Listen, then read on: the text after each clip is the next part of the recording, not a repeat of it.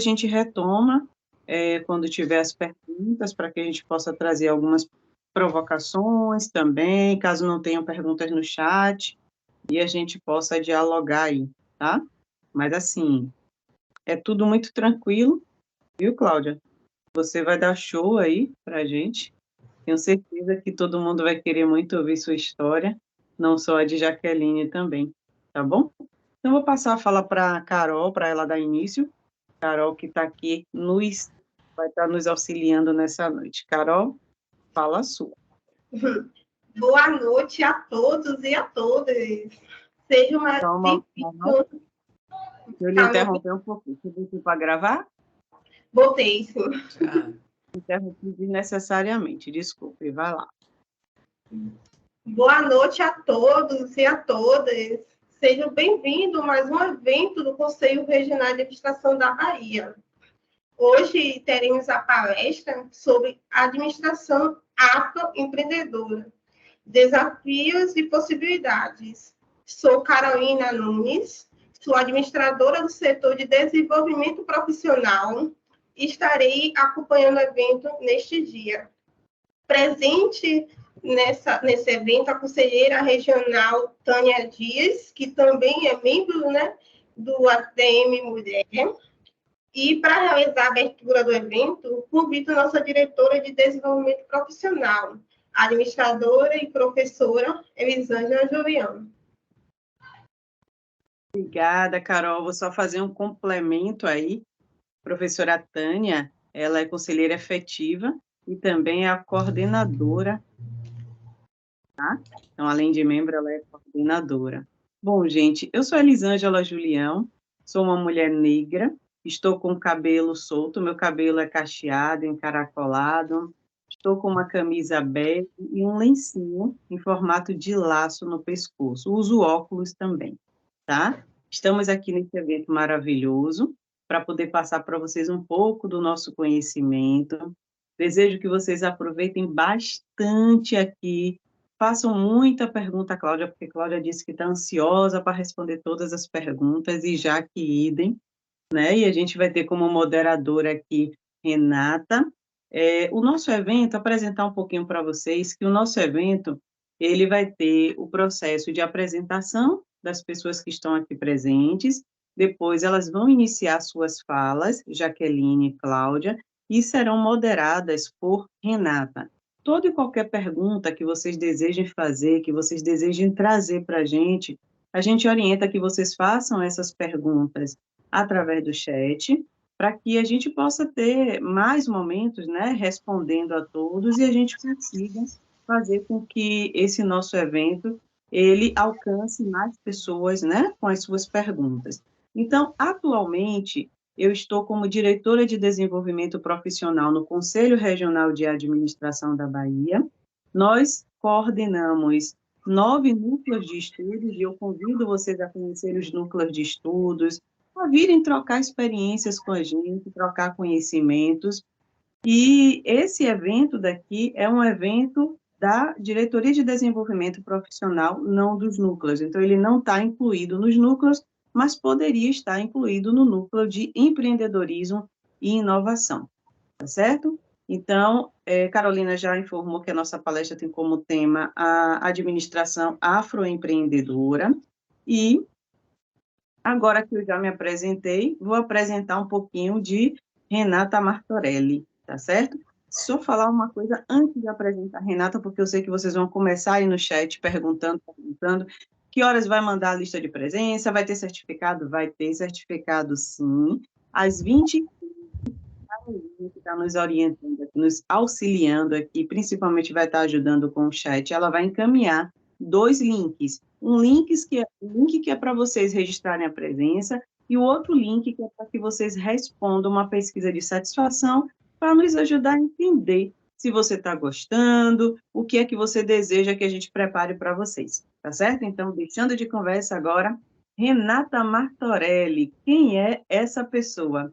Renata, ela é fundadora e diretora executiva da Pontos Diversos, palestrante, consultora em diversidade, equidade e inclusão, negócios conscientes, relacionamento com stakeholders, ISD e entusiasta de esperançar. Então, gente, vou chamar Renata agora. Vem cá, Rê, para poder falar um pouquinho e trazer as nossas palestrantes. Por favor, Rê. Oi, Liz, obrigada pelo convite. É uma enorme satisfação estar aqui nesta casa do CRA, né? Esse berço, né, dos administradores e todos os gestores aí que a gente tem na nossa sociedade, com essa pauta tão importante, tão cara, né, para quem atua não apenas com diversidade, mas está conectada com os temas atuais que estão em voga, entre eles o ESG, essas pautas todas estão relacionadas a esses negócios conscientes, esses novos modelos de sociedade que são necessários aí para que os negócios sejam mais produtivos, rentáveis, né, e estejam conectados com o mundo e com as necessidades humanas. Então, é com enorme satisfação que eu vou apresentar aqui essas duas mulheres incríveis que dividimos aqui a cena e tenho a honra de mediar, com muito pesar, né, lamentamos a ausência do professor Mário Nelson, né, que é o fundador aí desse termo, o difusor desse termo do afroempreendedorismo, que por questões de saúde não pôde estar aqui, mas teremos essas mulheres maravilhosas aqui que vão seguir à frente dessa nossa pauta. Então, vou apresentar a Jaqueline Oliveira, vou apresentar as duas inicialmente, depois passo a fala de boas-vindas para cada uma delas e aí a gente já inicia as falas. Então, vamos lá. Jaqueline Oliveira é especialista em contabilidade e finanças, é voluntária e ativista na causa empreendedora, com foco em diversidade e inclusão, principalmente para mulheres, público LGBTQIA+, pessoas com deficiência e demais grupos minorizados. Temos aqui também Cláudia Menezes, que é diretora executiva da Menezes Sacramento, grupo e administradora de condomínios, gestão, capacitação e movimentação de pessoas, contabilista e consultora gerencial. Então, muito bem-vindas, é com muito prazer e honra que recebemos vocês aqui. Então, passo inicialmente a fala para a Jaque, para duas boas-vindas, depois a Cláudia, aí passamos a voz para ouvir a Jaque. Vamos lá, Jaque. Oi, pessoas. Eu preciso começar dizendo que eu estou me sentindo extremamente honrada de ter sido convidada e estar junto de mulheres tão incríveis. O professor Mário Nelson estaria aqui, mas o professor de saúde não pôde participar, mas eu tenho certeza que a porta está aberta e logo em breve a gente vai conseguir trazer ele para cá. Ele é uma pessoa que eu honro muito e eu adoro e eu prefiro honrar as pessoas em vida. Então, inicialmente, deixa eu falar sobre mim. Eu sou uma mulher preta, né? Hoje eu estou com o cabelo cortado um pouco mais curto, um pouquinho de maquiagem, a boca está um pouquinho marrom, o fone de ouvido branco, um vestido verde musgo e a parede de um lado marronzinho e uma parte branca. Essa sou eu.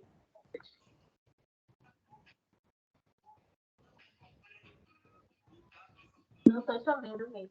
Perdão, bem-vinda, Jaque. Agora, Cláudia, por favor. Depois eu vou me apresentar, fazer a minha descrição, que eu pulei essa parte, estou tão emocionada. Vamos lá, Cláudia.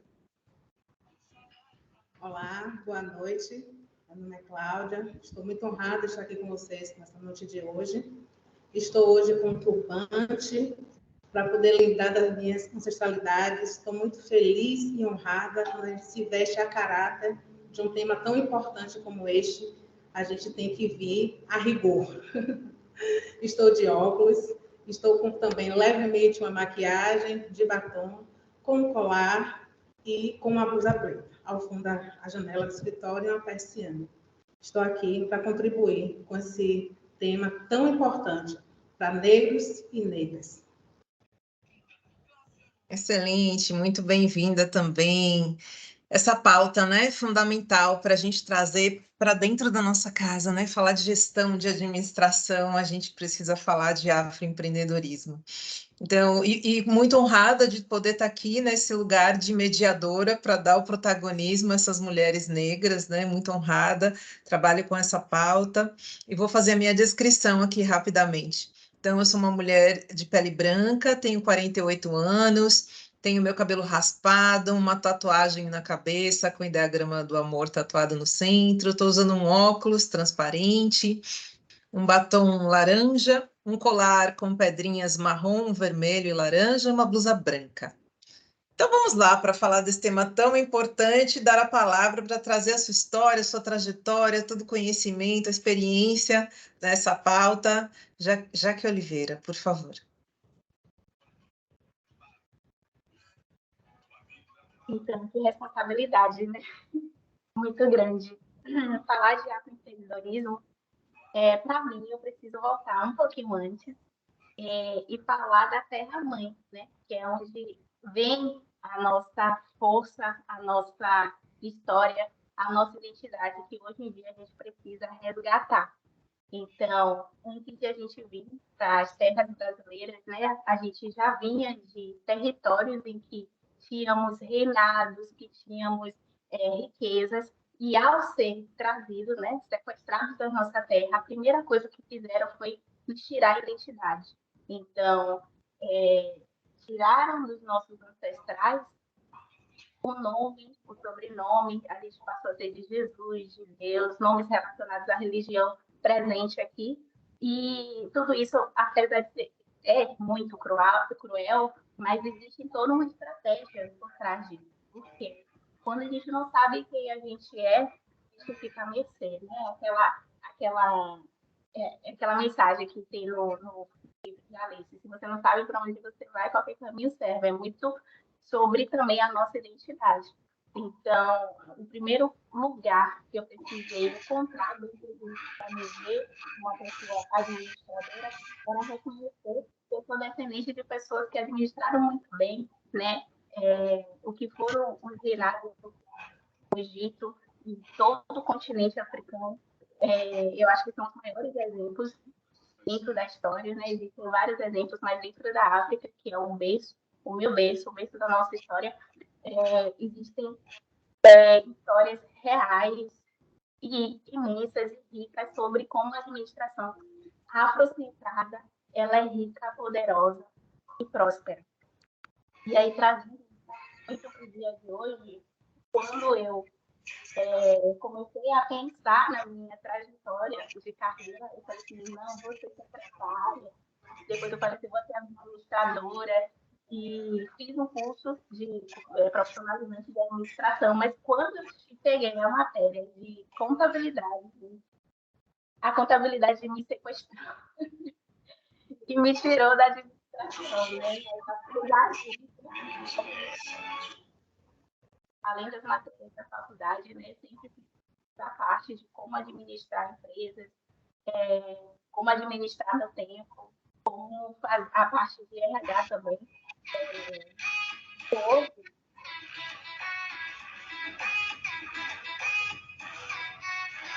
Acho que o áudio de Andressa está ligado. Vou solicitar aqui os organizadores. Isso, obrigada. E voltando, quando eu me vi nessa parte de carreira, eu peguei e segui para a área contábil. Mas antes de eu ter uma ideia do que eu queria, eu vivia em um ambiente em que o recurso era muito escasso, né? A minha família não tinha recurso. Então, ir para a parte de administração ou engenharia química, todas as áreas exatas que eu sempre gostei e amei, foi uma escolha assim mais por necessidade, né? Qual caminho eu vou trilhar? O caminho que seja, naquele momento era o caminho mais barato, mais prático de eu seguir. E quando eu entrei para o universo de administração, nesse curso de profissionalizante, eu me apaixonei. E como foi que eu paguei? Eu abri uma banca na minha casa, eu tinha 13 anos. Meus pais não tinham recursos para pagar o curso. E aí eu peguei e falei assim, não, isso é bom, eu vou matéria, e eu vou ensinar um pouquinho para ter aquele dinheirinho para pagar meu curso. Naquele momento eu não tinha a menor ideia de aquilo ali era empreendedorismo. Mas uma coisa que eu posso evidenciar e reforçar. No ambiente que eu cresci, que é a favela, a gente nasce muitas vezes empreendedor, tem negócios, tem bicos de anos. O meu avô tinha uma oficina mecânica, mas nunca se viu a vida inteira, até hoje, já está com quase 80 anos. E ele nunca se viu empreendedor ou administrador, mas ter negócio de forma contínua, ter criado 10 filhos, eu acho que a gente já está na base de uns 30 netos. Foi com base numa administração sem teorias, né? Uma administração muito empírica. Então, vendo esses exemplos na minha família e por necessidade, né? Eu precisava mudar a realidade da minha família, eu precisava mudar a minha realidade. Eu fui seguindo e criando uma carreira que começou na administração e hoje, quem sou eu? Eu sou Jaque Oliveira, consultora financeira. Eu sou diretora administrativa e financeira da ASO Bahia, que é a Associação de Jovens Empreendedores, e do Instituto Afro Parceiros, que está nascendo agora em Brasília, um instituto pautado em cultura negra, em eventos negros, em ativismo negro. Eu sou perita contábil, tanto para juízes no sistema judiciário da Bahia, quanto para pessoas, né, parte autora ou parte ré, e também faço um pouquinho de BPO financeiro nas horas vagas. Sou mãe de criança, lindas e maravilhosas, o Antônio Oliveira, de 5 anos, é autista neurodiverso, e a Alicinha, que tem 2 anos. A minha vida é administrar tempo, é administrar várias coisas, mas tudo isso eu louvo e honro os meus ancestrais, e principalmente as mulheres da minha família, e que deram origem à minha família. A minha família é a minha base, as minhas mulheres, né, eu falo, as mulheres da minha vida são a minha base. E eu sou o que sou pelo que nós somos. Então, um pouquinho. Excelente, Jaque, vi quanto é importante, né, trazer a sua experiência, o seu exemplo de vida e quanto você chegar nesse patamar, né, honra quem está do seu lado, né, quem pode acompanhar o seu trabalho e ouvir da sua experiência. Obrigada, Jaque. Vamos lá, Cláudia. Agora vamos ouvir você. Vamos lá.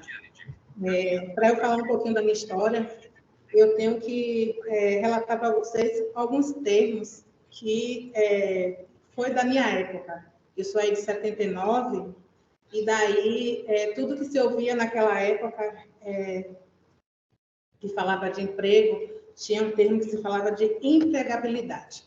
Esse empregabilidade não deixava ninguém empregado. Então, ninguém era capacitado, ninguém tinha aptidões inerentes que pudesse conquistar uma vaga ou que se mantesse naquela vaga, né? Se mantivesse naquela vaga ali. Então, eu fui absorvendo essas informações que o mercado de trabalho era muito fechado. A gente não conseguia uma vaga de trabalho. E sendo negro, pior ainda. Então, eu entendi que eu tinha que fazer mais, não fazer apenas o necessário. Então, eu entendi que quanto mais habilidades, estratégias, técnicas, capacitações eu tivesse, melhor seria para mim uma aceitação no mercado e eu conseguiria me manter no efetivo trabalho, que eu precisava entrar nesse mercado. Mas não é bem assim que a gente vai estudando e vai entendendo que o sistema não é bem o que ele propaga. Então, eu fui estudando e eu entendi que eu deveria ter habilidades contábeis e habilidades administrativas para poder ser bem-sucedida. E daí eu verifiquei que nos países que mais capacitam pessoas na Europa, o índice de desempregados equipara-se ao Brasil, que falava-se que a empregabilidade a taxa era baixa, né? Porque não tinha pessoas capacitadas. E aí, quando nós vamos para os países que capacitam mais, tem médicos, engenheiros, né, advogados, e essas pessoas dentro do país deles não têm emprego, isso significa que tem um sistema maior que manipula mesmo essa ferramenta que não era a tal empregabilidade. Então, eu comecei a ver que Argentina, Itália, Portugal, o Brasil, eles se comparavam nesses índices. Então, não era bem só isso, né, que eu precisava fazer para poder me destacar. Daí, desse termo de empregabilidade, vem, nos tempos atuais, o empreendedorismo, que nada mais é lá que identificar as oportunidades e transformá-las em negócios criativos. Muito legal falar sobre isso, mas também não é bem assim. Esse empreendedorismo, que foi assim propagado em massa, nada mais era que o sistema dizendo, olha só, eu não consigo te manter aqui, então veja suas habilidades, veja o que dá para você fazer aí do lado de fora, e você vai ganhar muito mais, você vai ser dono do seu próprio negócio. Você não vai precisar obedecer a ordem de ninguém, vai abrir sua empresa na hora que você quiser, vai trabalhar nos dias que você quiser, beleza. Você vai ganhar mais do que você se mantendo aqui efetivamente numa CLT. Mas não é bem assim, né? Se ele se mantivesse na CLT, o governo teria que se comprometer com fomentar práticas sociais, né? Então, isso aumentaria muito a economia. Então, quanto mais tivesse pessoas informalmente, menos eles teriam que se preocupar em fomentar a economia para esse público. Então, o que é que acontece? Existe uma grande parcela da população, principalmente negros, né, que estão desempregados e achando, sonhando que ser empreendedor é muito legal, porque eu ganho mais do que o salário mínimo e eu não preciso estar na empresa das 8 às 18. Certo. E daí esse público vai aumentando, e o sistema vai o quê? Que existe muitas pessoas gerando a economia, gerando um retorno financeiro muito grande na informalidade. Daí ele cria esse olho nessa parcela, né, das pessoas. E diz, vamos formalizar? Eles não sabem abrir empresa, não sabem aí gerir uma empresa, mas vamos dar um CNPJ para esse pessoal. E daí a gente diz o quê? Que terão garantias previdenciárias e que, assim, quanto mais eles se legalizarem, vai ser melhor para eles. Eles terão as garantias que eles teriam se tivessem na CLT. Mas é outra mentira. E eles não precisam de contador, ele não precisa de escritório de contabilidade, nem de SEBRAE, ele não precisa de capacitação. É o que você sabe fazer. Com o CNPJ, você é uma empresa. Daí essas pessoas começam a abrir CNPJ MEI, bastante MEI, abriu vários MEI sem nenhum tipo de capacitação, de técnica, sem saber nem o que era ser uma empresa. Era uma pessoa jurídica, com personalidade física, né? E eles tinham essa questão de, eu já tenho um MEI, vou poder comprar empresa. De CNPJ para CNPJ, eu vou comprar mais barato, que agora eu sou empresa. E daí essas pessoas não sabiam das obrigações que essa empresa teria. Sabia que teria uma guia para eles pagarem, que eles chamavam de guia, de INSS, enfim, vários termos que eles colocavam designando aquele DAS. Como eles não tinham a educação financeira, a educação de uma gestão corporativa, eles não sabiam nada sobre isso, além de vender e vender os seus produtos e serviços, instaurou uma grande inadimplência dentro dos MEIs. Mas eles começaram a dever muito demais. Quando o governo viu isso, vamos fazer parcelamento. E logo quando iniciou, não existia a possibilidade de parcelamento. Então, eles estavam pagando as guias dele, e isso eles já estavam desprotegidos da Previdência, né? Uma vez que você não paga, não existe mais garantias nenhuma. E daí eles ficavam, então vou pagar. Quando via lá o montante, paga como? Não tem como pagar. Impagável. Daí o governo entendeu, vamos parcelar, né, a dívida aí para esse pessoal. Aí entrou o parcelamento na condição de MEI. E aí eles parcelavam, mas começava a pagar se endividava, ou comprar mercadoria, ou paga imposto, e vamos que vamos. E chega um ano de MEI. Não precisa de contador. Aí ele pega e não declara a declaração anual da empresa, né? Toda empresa necessita declarar o seu imposto anual, né? O seu faturamento. O que é faturamento? Porque ele não sabe nem o que é faturamento, né? Quanto é que você ganha mensalmente? Não sei. Quanto é que você ganha anualmente? Muito menos.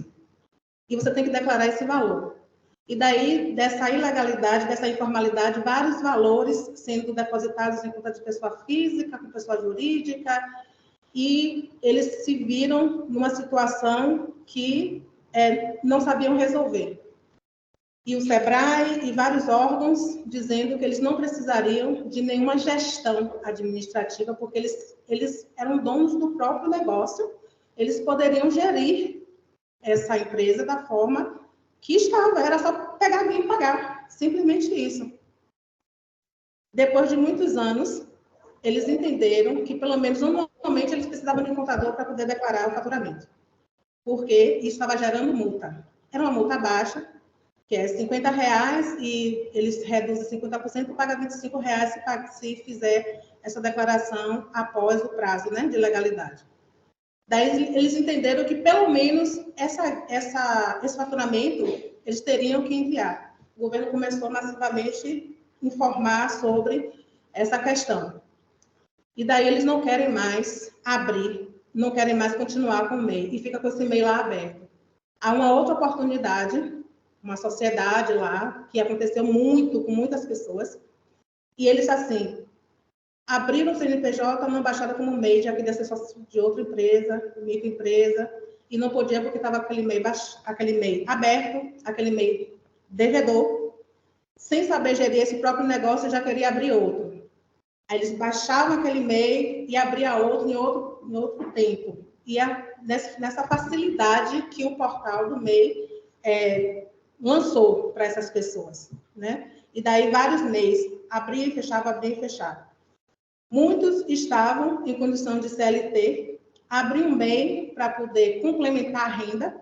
Então, eu sou manicure, eu sou um pedreiro, enfim. Eu vou abrir um MEI porque aí, pelo menos, vou complementar esse meu salário. Só que aí não movimentava esse MEI, eles eram desligados das empresas e tinha que rapidamente baixar o MEI, porque senão eles não conseguiriam receber o seguro-desemprego. É inconstitucional, porque não pode deixar de pagar o seguro-desemprego porque tem uma CNPJ aberta. Porém, na prática, não é pago. Teria que abrir aí uma ação judicial para poder receber essas verbas. Mas, porém, eles já sabem disso. Isso aí já está na consciência deles que se eles estiverem na condição de CLT e tiver um MEI aberto, se eles forem demitidos, eles têm que baixar o MEI. Aí baixa aquele MEI. Aí depois que termina de receber o seguro-desemprego, abre outro MEI, sem nenhum conhecimento técnico, sem nenhuma capacitação, sem nenhum conhecimento do negócio dele, e as coisas continuam da mesma forma, né? E o governo, ele não tem nenhum tipo de preocupação com essas pessoas. E quando o profissional chega para poder orientar, conversar e dizer da forma como eles devem fazer, ele simplesmente fala que não. MEI não precisa de contador, não, MEI não precisa de gestão administrativa, não precisa nada disso, não. Para que ir para o SEBRAE? Para pegar guia? Quer dizer, deixa as pessoas dessa forma, e as pessoas se endividando. Falta de conhecimento. E um grande público são negros e negras. Nós somos 56% da população brasileira. 56% de pessoas, hoje, não todos são desinformados, graças a Deus. Mas nós somos uma grande parcela, e essa grande parcela está desinformada ainda hoje. Nos cargos de diretoria, nos cargos de alta patente, temos poucos negros ainda, com todos esses sistemas, essas políticas públicas e sociais que estão inserindo negros nessas condições, nesses cargos. Mas ainda o efetivo ainda é muito pequeno. Nós temos ainda, na condição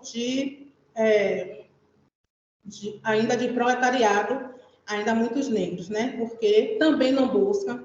Empreender não são para todas as pessoas, porque empreender exige persistência, exige conhecimento, exige que você não queira fazer por fazer, é você se dedicar, conhecer o seu negócio, né? Não é simplesmente você se lançar no mercado sem nenhum conhecimento próprio do que você está fazendo.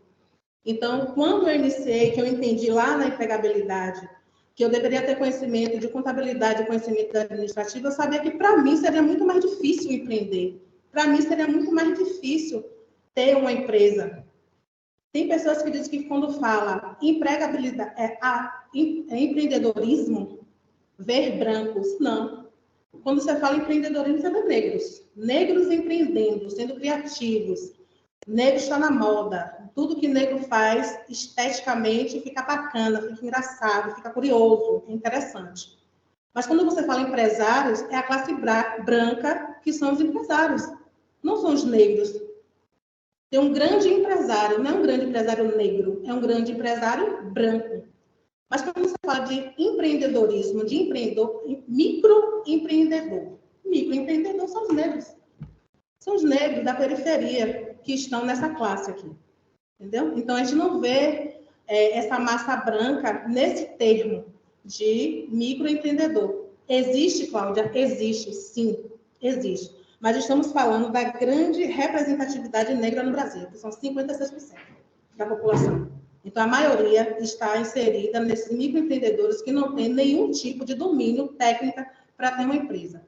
Eu defendo o MEI como um treinamento para você ir para um novo degrau, para você entender como é que funciona a empresa, para você entender como são as obrigações, para você ter um comportamento empreendedor.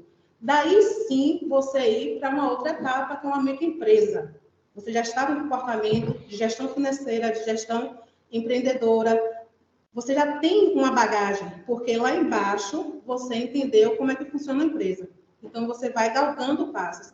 Porque quando você entra numa microempresa, já é diferente, bem diferente. Os impostos são diferentes.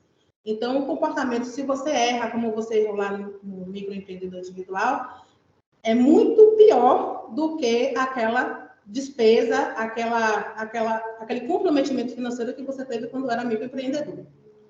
Então, se o próprio sistema não fosse tão perverso em deixar que as pessoas se endividassem tanto quanto a isso, porque não é uma estatística, é uma visão de Cláudia, que é uma perversidade não passar uma informação, certo? E dizer o tempo todo que as pessoas não precisam de instrução, que precisam. É uma categoria mais simples, mais simplificada para você estar e você ter uma consciência de como é gerir uma empresa? Sim, é mais simples. Mas não é ausente, omisso de informações, que são pertinentes e importantes para essas pessoas saberem. Então, quando passa para o afroempreendedorismo, já é um fenômeno da estratégia de ações empreendedoras, realizada por negros e negros. O afroempreendedorismo também tem um segmento da RD Station e do movimento Black. Eles falam, essa pesquisa, que esse movimento, esse fenômeno, né, do afroempreendedorismo, ele movimenta 1,63 trilhões por ano no país. Será que é pouco dinheiro que os negros empreendem nesse país? Será que é pouco dinheiro? Muito, muito dinheiro. Então, nós precisamos nos posicionarmos muito melhor, porque a massa de manobra, como dizia meu pai, isso aí também a gente vem trazendo, né, essas lembranças anteriores e familiares, que meu pai sempre falou de massa de manobra, massa de manobra. Eu não entendia muito bem o que era uma massa de manobra, mas a gente entende hoje que é um sistema. Essa ausência e essa perversidade, como eu estou colocando aqui, é justamente para poder driblar essas pessoas que não têm informação devida e ficar devendo cada vez mais. As 10 principais indústrias do afroempreendedorismo são saúde e estética. Isso é muito importante, nós termos esses percentuais para sabermos onde nós queremos chegar. Quais são as nossas habilidades verdadeiras depois que eu já tenho meu conhecimento técnico? Eu quero me inserir aonde? No mais fácil ou no que eu tenho verdadeiras habilidades e competências? Não é o que é mais fácil, é o que você tem habilidades e competências. Você não pode ser ditado por aquilo que alguém diz, não, você é mais para essa área, você está mais para aquela área. Não, você está habilitado para a área que você tiver mais habilidades e competências. Você tem que se impor, se posicionar no mercado. Porque se você não fizer isso por você, alguém vai chegar e vai fazer. E aí, quando a gente vê essas estratégias aqui, saúde e estética com 14,3% na sociedade. E-commerce, 10,4%. Varejo, 10,4%. Marketing e publicidade, 8,4%. Consultoria e treinamento, 8,3%. Ensino e educação, 7,3%. alimentação 7, mídias e comunicação 6,7, financeiro, jurídico e serviços relacionados 5,6%. Eventos, que eu até achei que eventos teriam uma parcela bem maior, né, nesse público, mas tem 5,4%. Então, nos cargos realmente efetivos de diretoria, que exigem um pouco mais de estudo, nós temos uma parcela aí de 5,6%. Então, quando lá atrás eu entendi que eu teria que ter habilidades inerentes ao nicho, porque ainda passo, eu até vou voltar aqui no que eu falei, porque não é um nicho. O afroempreendedorismo não é um nicho, ele é a grande parcela da população. Então, não é um nicho, não é algo que faz parte de outros nichos. Não, nós somos a maioria. Então, quando eu entendi lá que eu deveria me incluir na parte administrativa, para ter um emprego, eu precisaria ter competências e habilidades administrativas, competências e habilidades contábeis, eu me enquadrei nesse público aí de financeiro, jurídico e serviço com 5,6% e consultoria e treinamento com 8,3%. Eu sou minoria e eu estou incluída na minoria. Isso, quando a gente vê dados como esse, nos alegra demais que todo esforço lá atrás, ele foi válido quando nós chegamos até aqui, né? Então, a gente tem que saber onde nós queremos chegar para todo o processo ele valer a pena quando nós estivermos lá na frente. Quais são os desafios ainda hoje? Os dados das pesquisas revelam que a grande maioria que empreende são jovens de 25 e 44 anos. Para empreender, gente, não tem idade. Não tem idade. Você precisa de conhecimento técnico, você precisa das suas habilidades, você precisa de legalidade. E daí você vai empreender com a idade que você tiver. Então, hoje, quando alguém que passa dos números dessa pesquisa, eles... então aí é para jovem. Isso aí não é para mim. Tantas senhoras aí que cozinham maravilhosamente bem. Quando eu vou em departamentos, em órgãos públicos, que eu vejo lá senhorinhas mandando ver em tudo que elas fazem ali na forma administrativa, eu fico, assim, muito feliz. E quando é negro, então, muito mais, né? Então, quando eu chego para poder tomar algum tipo de orientação e que a orientação vem de forma realmente embasada, realmente que tem domínio do que se faz quando se trata de informática, quando se trata, né, de recursos tecnológicos, e eu estou vendo ela ali executando serviço, né, que outros mais jovens poderiam estar executando, isso me causa uma felicidade enorme, porque é uma pessoa que, mesmo fora das estatísticas, permanece no seu emprego, permanece em atividade. Então, isso para mim é muito significativo. De acordo também com as pesquisas, esse aí é um fator bem mais relevante, que são os créditos e o preconceito racial. É muito difícil se conseguir um crédito no banco sendo MEI. Ponto. Sendo MEI é muito difícil. Se nas outras tributações já é complicado, porque tem todo um processo de análise, de critério, de faturamentos, de como a empresa, se a empresa tem funcionários, se não tem, como é a folha de pagamento, toda uma estratégia. Também se tem essa questão do CMEI, porque todo mundo já sabe como foi que esse pessoal se legalizou. Simplesmente chegou no portal do MEI, botou lá, sou MEI, nananana, e nenhum tipo de estrutura, nenhum tipo de organização, nenhum tipo de conhecimento financeiro. Essa pessoa tem realmente comprometimento para poder pagar o financiamento, ela quer o dinheiro. E o banco quer quem realmente possa pagar. Então, quando essa pessoa ela sai da condição de microempreendedor individual e ela passa a formalizar-se como microempresa, e agora eu não já sou um microempreendedor, eu já sou uma personalidade jurídica, certo? Então, agora eu tenho responsabilidades que a empresa vai me pedir agora o faturamento da empresa, o banco vai me pedir agora uma declaração do contador para poder ver se você tem contabilidade ativa. A empresa ela vai ser realmente analisada com critérios de empresa, não de critério de alguém que se formalizou rapidamente, sem nenhum tipo de responsabilidade. Na verdade, não é nem tanta responsabilidade, O que acontece é porque não teve aquela informação inicial. Então, acha que simplesmente abrir... E a maioria fazem isso. Abre o CNPJ hoje e amanhã já vai para o banco. Vai conseguir o quê amanhã no banco? Não tem condições, não vai abrir o crédito, né? A mínima análise, o período, o prazo mínimo que os bancos concedem para eles são 6 meses, com movimentações financeiras, né? Porque ele pede um faturamento de 12 meses. Então, se você tiver um faturamento, no mínimo, de 6 meses, movimentações que ele vai analisando durante esses 6 meses, que a empresa tem condições, tem índices que pontuem, que tem condições saudáveis de cumprir com aquele compromisso financeiro, tudo bem. Existem aí, na grande maioria aí das comunicações, que vários bancos fornecem crédito para MEI. Compra carro, vamos lá, você vai conseguir financiamento. Ótimo, vocês conseguem. Eu não vou dizer que não conseguem. Mas esses microempreendedores que conseguiram é porque eles têm uma saúde financeira bastante sólida. Eles conseguiram comprovar, eles têm contabilidade ativa. O contador ele passou a declaração de faturamento.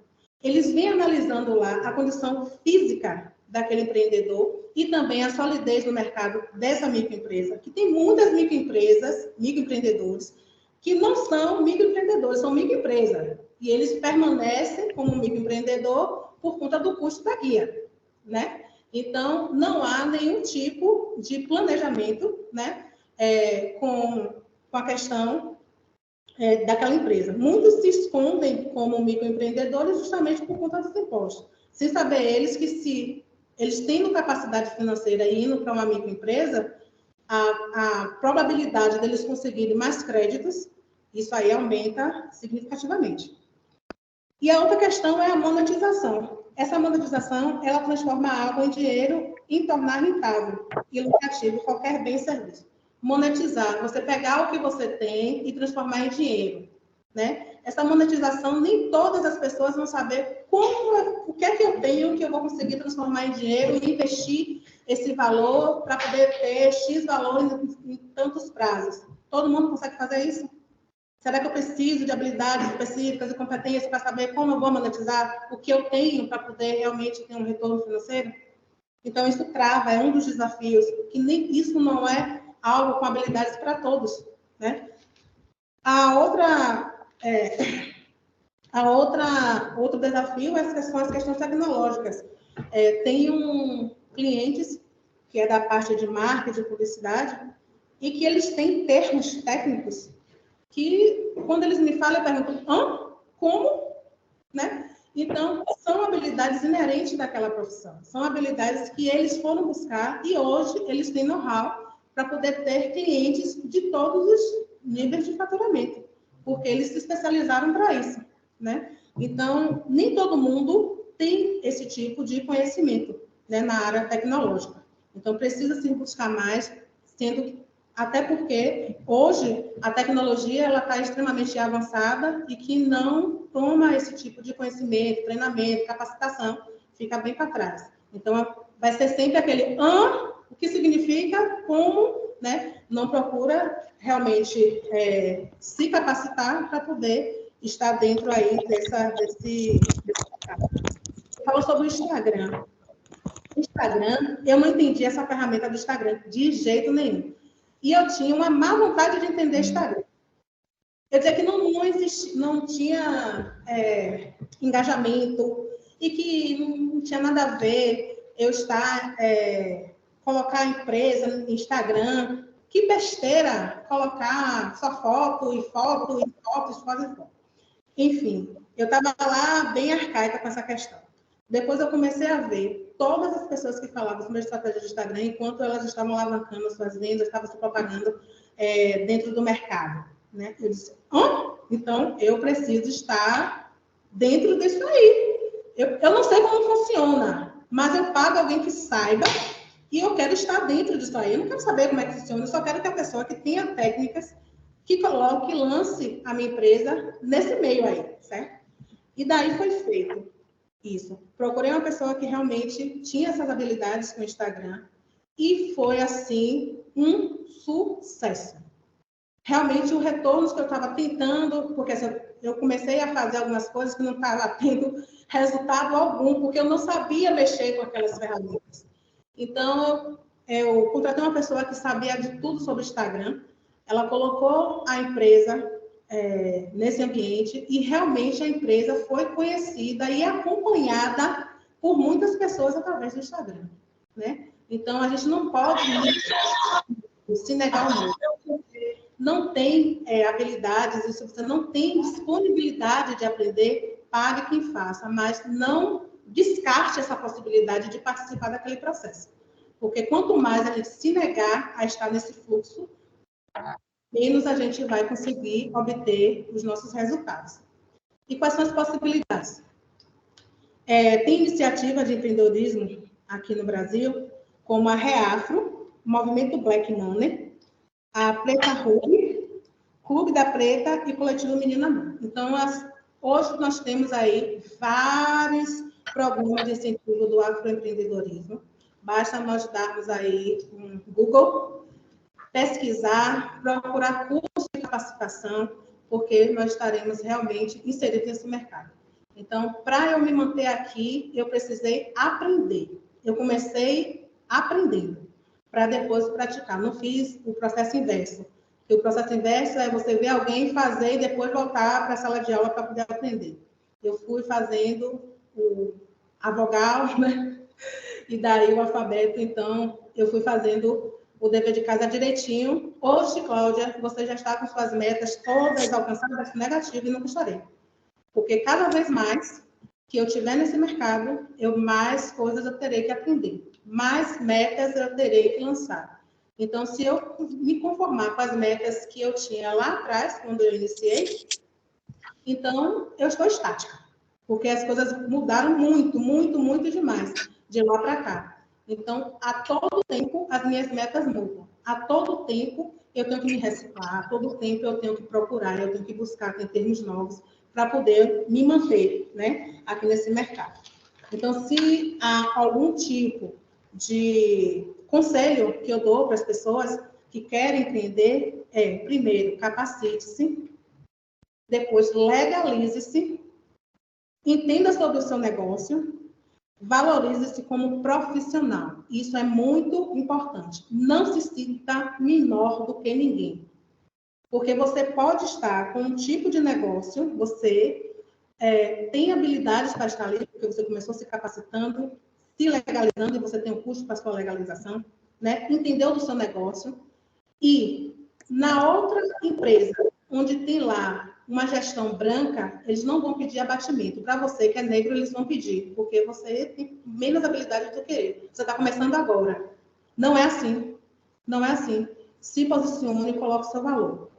Você vai ter conhecimento do seu negócio e você vai saber o que é justo para a sua produção, para o seu produto, para o seu serviço. Então, se posicione, certo? Não é o seu cliente que vai determinar como você vai se posicionar contra o produto ou serviço. E outra coisa, tenha metas claras. Você tem que saber onde você quer chegar e cumpra suas metas. Não deixa para trás, não. Cumpra suas metas, uma a uma. E é de grãozinho em grãozinho. Não é você ir do maior para o menor, não. É do menor para o maior. Cumpra suas metas, né? E também persistência e constância. Temos muito que persistir. Empreender não é fácil. Se as pessoas acham que simplesmente abrir um CNPJ e agora eu sou dono do meu próprio negócio e agora eu estou rica, engana-se. Não é bem assim. Não é bem assim. Não é bem assim.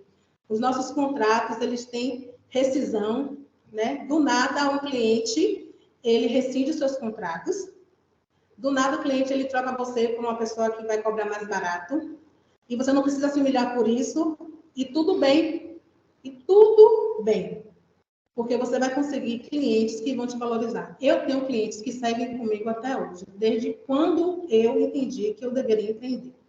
Então, esses clientes, ele entende que eles têm uma boa profissional. Mas eu fiquei lá estática? Não. Eu procurei cada vez mais mostrar a eles que eu estou antenada do que está acontecendo, né? O cliente, ele vê algo hoje no jornal, à noite, amanhã de manhã ele já está ligando lá para o seu escritório para poder saber o que é aquilo, tal. Você tem um tempo hábil para, caso você não saiba, você dizer, olha, está saindo isso na mídia, mas eu ainda não me informei, vou procurar saber para poder saber se é bom para você ou não.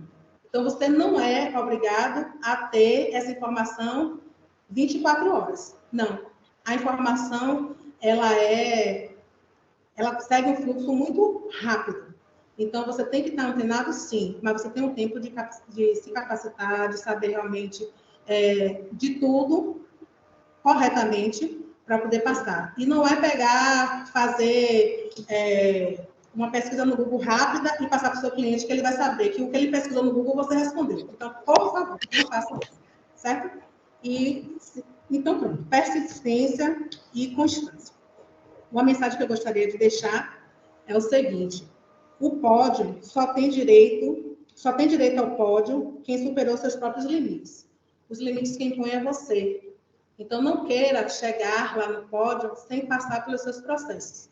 Nós temos que passar nossos processos, sim. E quando nós chegarmos no nosso pódio, nós vamos lembrar de tudo o que nós passamos e vai ser gratificante. Vai ser muito bom quando nós chegarmos de lá. E tendo a pele escura, infelizmente, nós trazemos essa carga aí, que é muito mais. Eu não digo a vocês que vocês têm que fazer todas as especialidades que vocês têm para poder mostrar para o mercado. Não, são qualificações que vocês vão buscar que estejam de acordo com o seu perfil, com a sua identidade, com o que você acredita, com o que você quer entregar, né? Então, se você quer entregar 10 habilidades, se especialize nas 10 habilidades. Se você entende que você quer entregar apenas uma habilidade, se especialize nessa uma habilidade, mas entregue com perfeição, né? Então, nós não podemos ser meia boca, como dizem por aí. Nós temos que ser excelentes em tudo que nós fazemos, certo? Então, é isso. Excelente, Cláudia, que fala potente, inspiradora, o quanto é importante ouvir, né, a fala sua, de Jaque. E aí eu aproveito, trago um contexto aqui que já foi colocado no chat, mas falando deste lugar, né?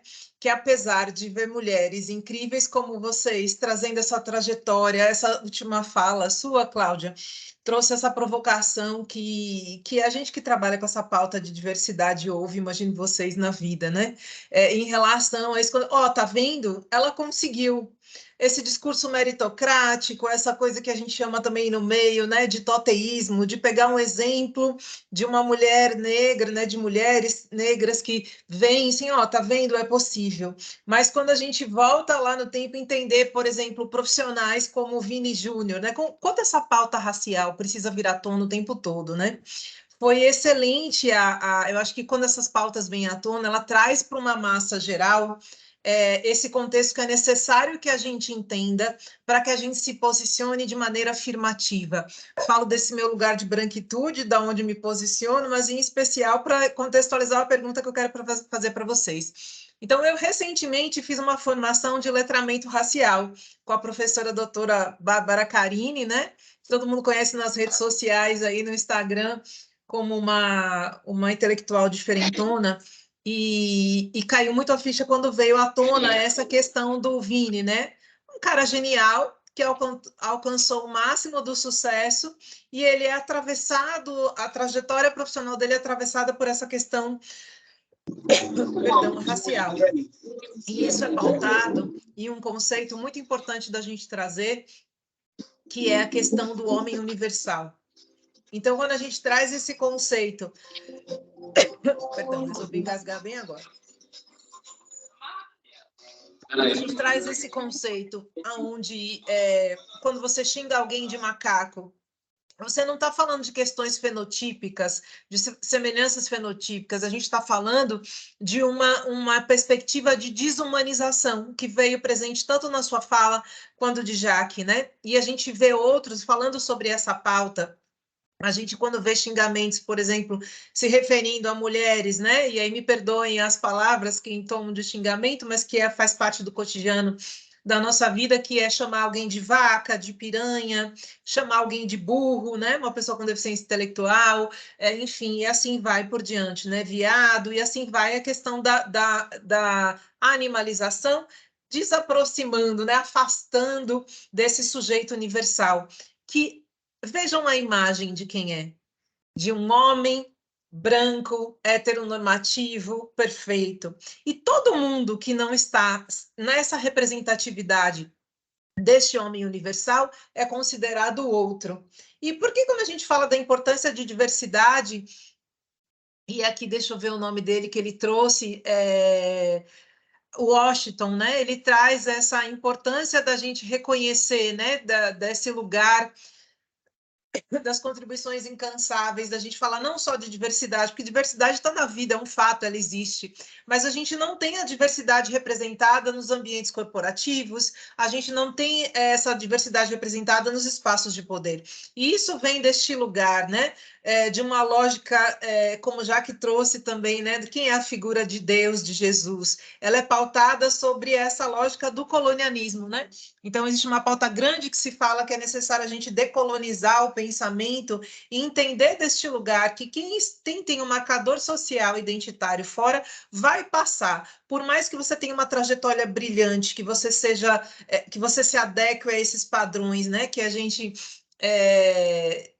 é atravessado. Essa questão racial, ela é muito forte sobre a perspectiva do privilégio. Então, as pessoas já nascem com seus direitos garantidos e não tem que pensar em lugares onde vocês, durante a trajetória que vocês trouxeram de vocês, tiveram que passar ou conquistar para vencer e chegar num lugar semelhante, né? Então, hoje, quando a gente fala de diversidade, falando desses lugares, da importância também que a Andrea traz também aqui nos comentários, a necessidade da gente ter políticas públicas, a gente ter essa relação intersetorial para que as pessoas tragam à tona a pauta, e a gente ainda assim, embora com toda essa contextualização, mas isso é mimimi, isso ainda é conversa de ativista, isso está relacionado ao terceiro setor. E não, está ligado a essa pauta que é necessário trazer nas universidades, na educação, e antes de chegar na universidade, a gente entender essa garantia de direitos, né? Não só enquanto política pública, mas falar de inclusão, falar de equidade, a gente promover ações de igualdade. Então, os conselhos têm um papel fundamental de provocar este lugar. Trago o meu exemplo deste meu lugar de novo, de branquitude, né? Eu, como mulher, eu entrei na faculdade em 1996, de 100 alunos, só tinha 4 mulheres. E hoje tinha uma pessoa considerada negra e era uma pessoa parda, de pele clara, uma única pessoa. Então, é deste lugar que a gente está falando, de acesso à universidade, as famigeradas cotas, né? Não só as cotas raciais, mas cotas de PCD também. Eu gosto de transversalizar essa pauta e quero devolver, após esse conteúdo, devolver a fala para vocês. Eu queria que vocês trouxessem também a importância, primeiro, da representatividade, né? Quem foram, por isso que a importância do professor Mário Nelson está aqui, né?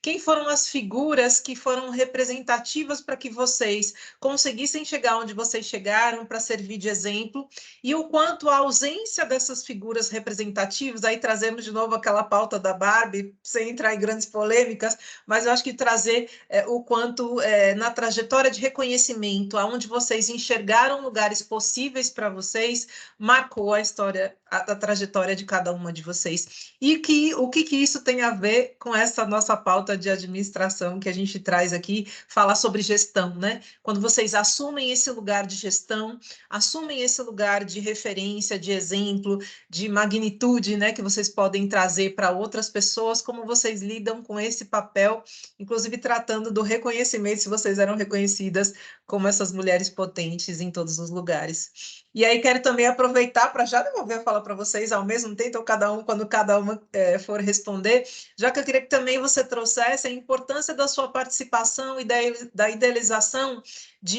do evento da AGE, falar um pouquinho da AGE e do evento Vozes Afroempreendedoras. Vamos lá, então, por gentileza. Já que, Cláudia, eu vou dar a palavra para ela para alternar com a sua fala, e em seguida você já traz as suas contribuições, por gentileza. E aí eu vou voltar um pouquinho à identidade, né?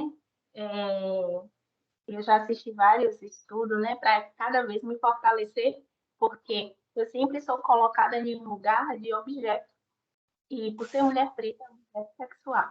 Então, às vezes a gentileza, o sorriso é visto como outras coisas, mesmo no ambiente profissional. E eu já contratei um consultor que para fazer um ajuste na minha empresa, e de todo mundo que estava no ambiente, a gente estava em uma cafeteria, todo mundo tinha um perfil para ser a CEO da empresa de perícia contábil, menos eu. Ou seja, antes de eu chegar, ele foi falar em cada mesa com as pessoas, mas quando eu cheguei, eu não tinha o perfil. Então, de ser. E depois ele justificou, porque eu era muito jovem, tal. Eu falei assim, apesar de ser muito jovem, na época eu tinha 7 anos de experiência na área de perícia. Então, essa questão de identidade e fortalecimento que eu sempre trago é porque sempre tiram da gente essa identidade, porque fica mais fácil você dissuadir aquela pessoa ao que você pensa.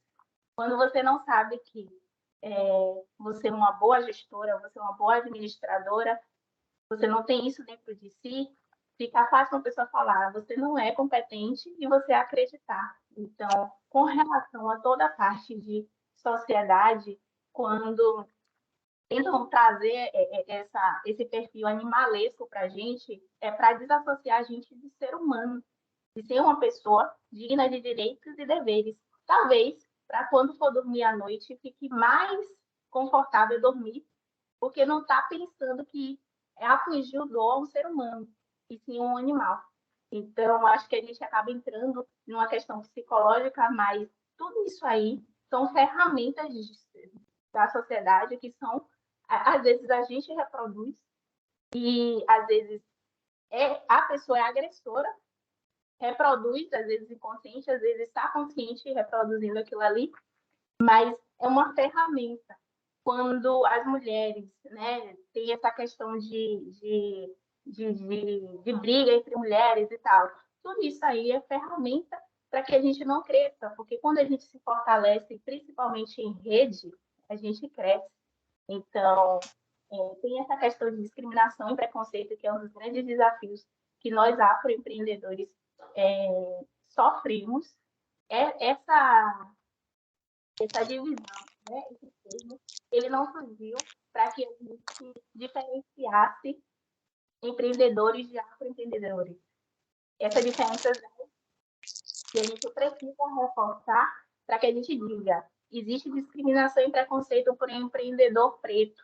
Eu vou trazer o exemplo do Sérgio, que foi um dos palestrantes do último Voz. O cara tinha uma empresa de vários anos, uma empresa estruturada, ia ao banco, dava garantia, dava tudo que o banco pedia e o banco não liberava. E ele sem entender o porquê.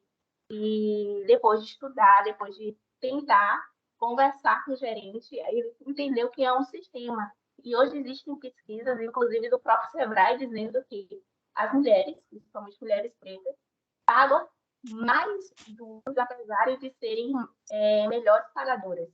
Ou seja, a gente acessa o crédito, mas a gente também é boa para pagar e substituir a inadimplência do homem, e principalmente do homem branco. Então, quando financia um seguro, a mulher, às vezes a taxa de juros é melhor para a mulher. Então, a gente vai sendo colocada em lugares, e aí eu estou falando principalmente do papel da mulher preta, em que em alguns momentos a gente é boa para algumas coisas, mas em outros momentos a gente não é boa. E principalmente, geralmente, o lugar de a mulher preta é boa é um lugar secular, né? Não é um lugar de ser perita contábil, de ser diretora, de ser gestora, de ser a melhor naquela área.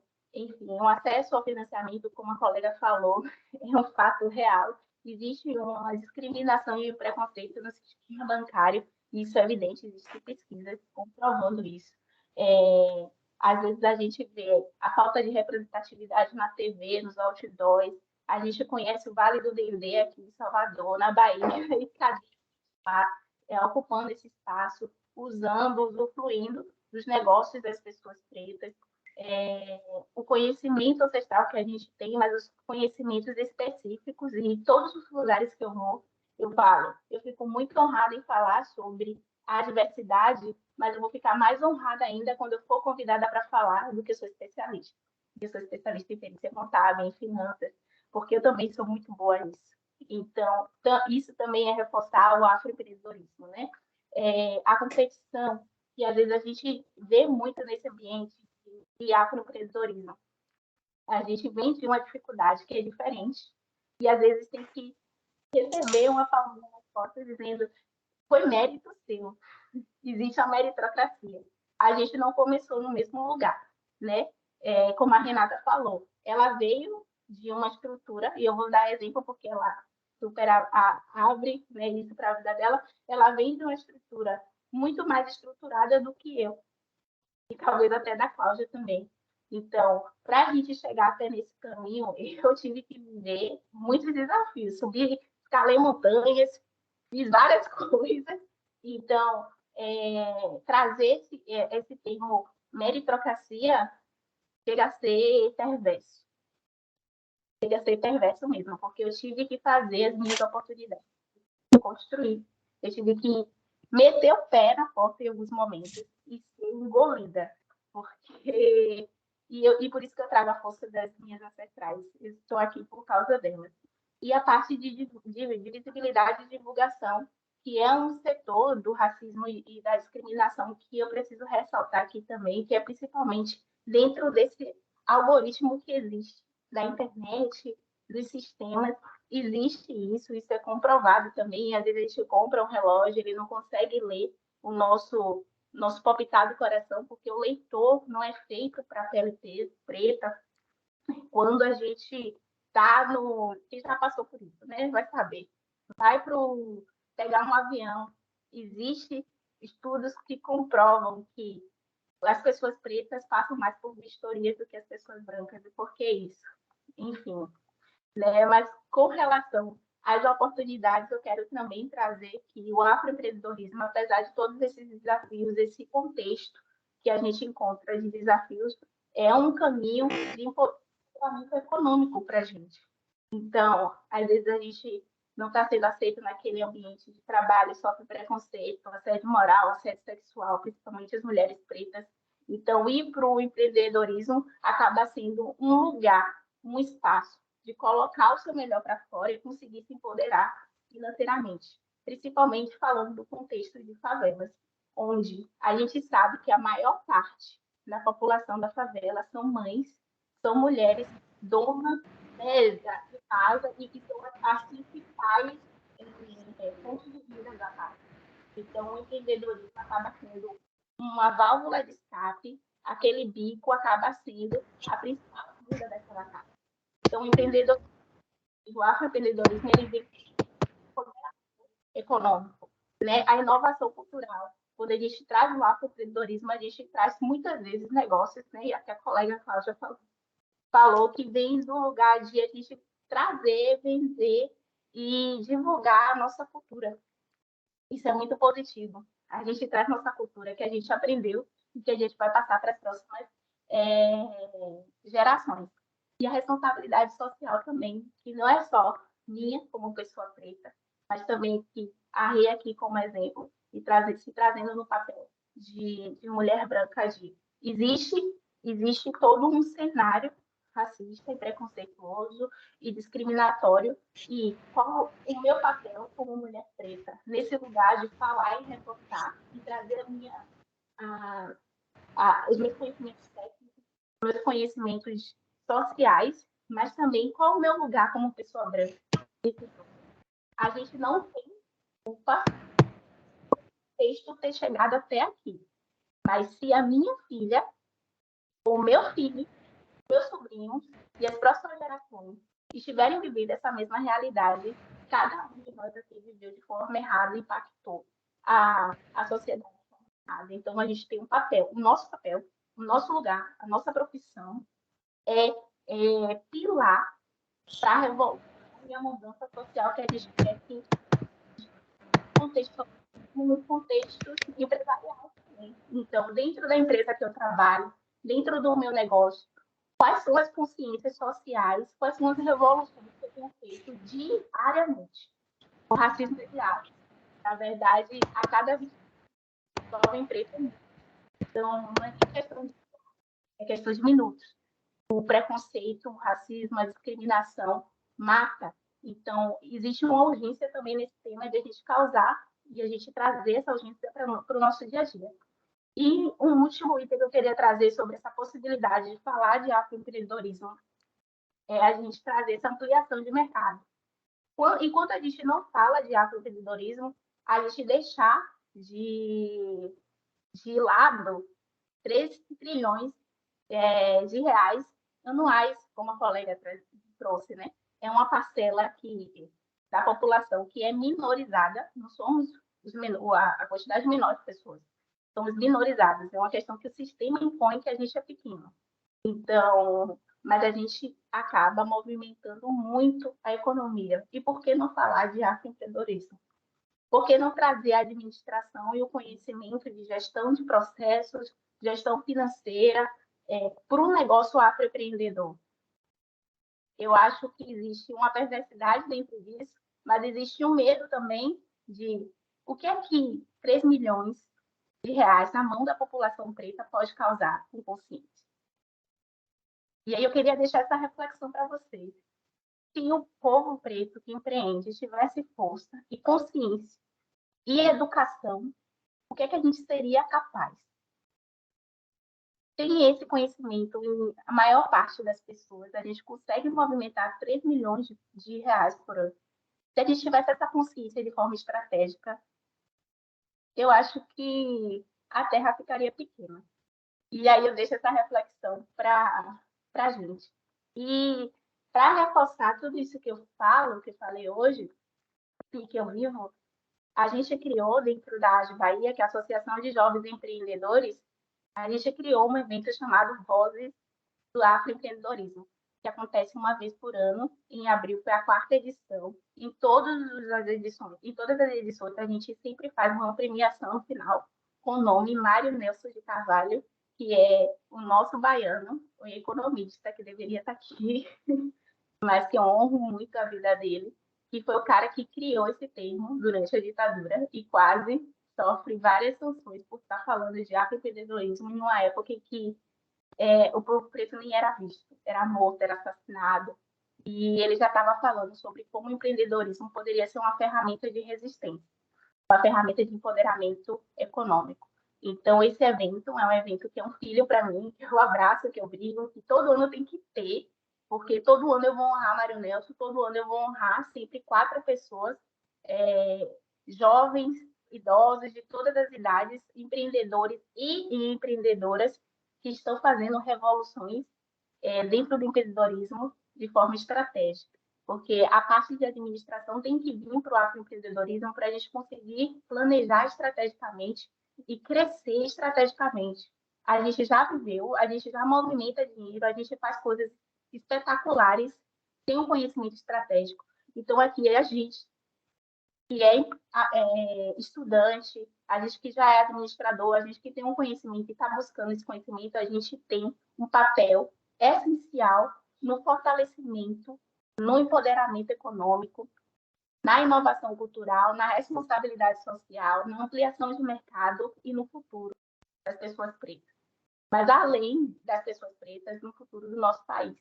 Porque o nosso país precisa de revolução, o nosso país precisa que a gente reforce o tempo inteiro que afroempreendedores geram dinheiro, que tem poder econômico, que tem inovação cultural, que é uma parcela do mercado que é importante, que precisa de conhecimento, e a falta desse conhecimento também é estratégia.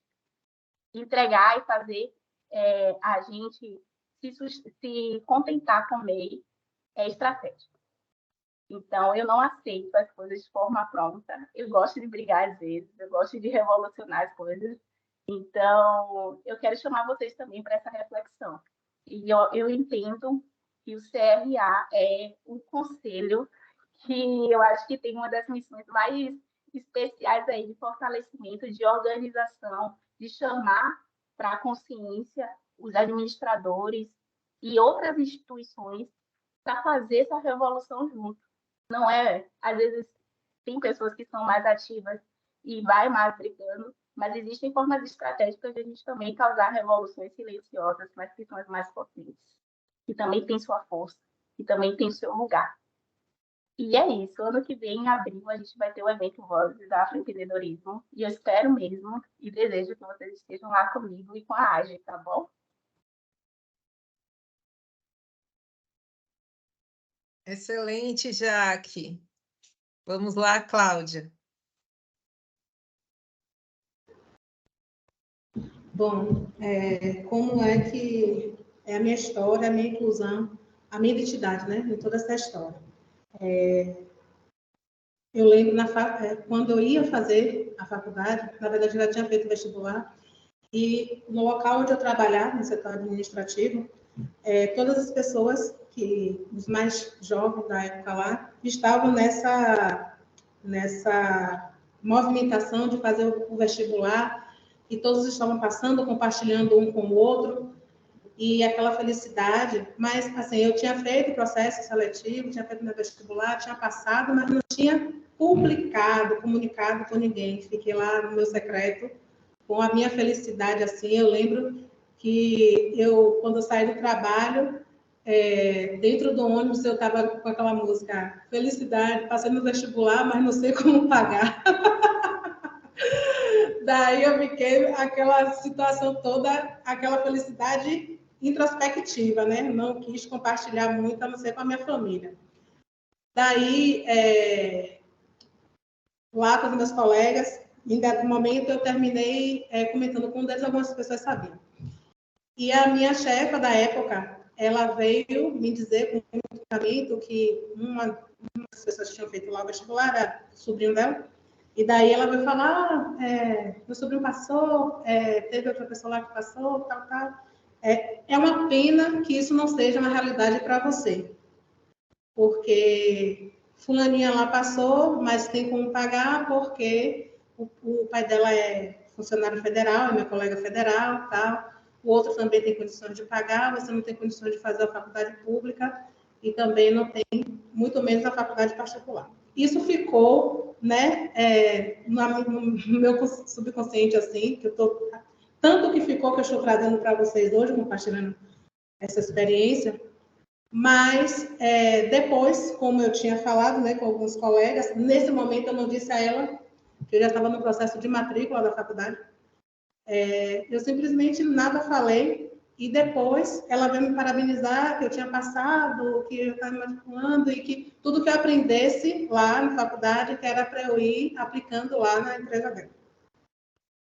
Então, eu trouxe aquilo para mim que não tem muito tempo que isso aconteceu, né? Não tem tanto tempo que aí a gente fala referente a essa questão do racismo. O racismo acabou e não tem preconceitos, isso e aquilo. E a gente vê em determinadas situações que isso ainda está enraizado nas pessoas e elas terminam falando de uma forma normal, né? Isso aí, para a pessoa que discursou isso para mim, falou, ela não me ofendeu, ela simplesmente foi empática com a minha situação. Então, foi até um favor, foi humano.